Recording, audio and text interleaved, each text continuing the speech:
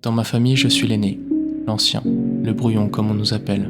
Imparfait, je suis insatisfait, un type ordinaire avec des milliers de rêves dans la tête. En fait, je suis une version bizarre de Gaston Lagaffe, maladroit et exigeant avec lui-même.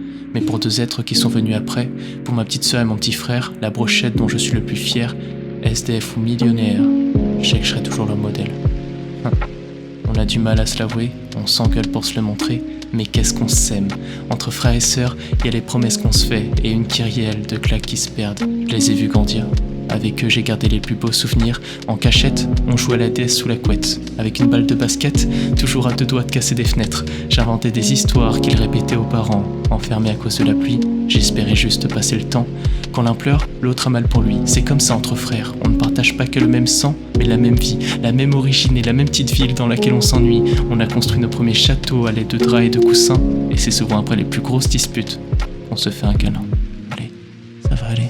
On oublie ce qui s'est passé. Je sais à quel point l'adolescence peut nous angoisser. Dire que petit, je rêvais d'avoir un grand frère. Désolé. Aujourd'hui, j'ai compris que ce sont les plus petits qui aident les plus grands à se relever. Mon frère, ma sœur, vous m'avez sauvé.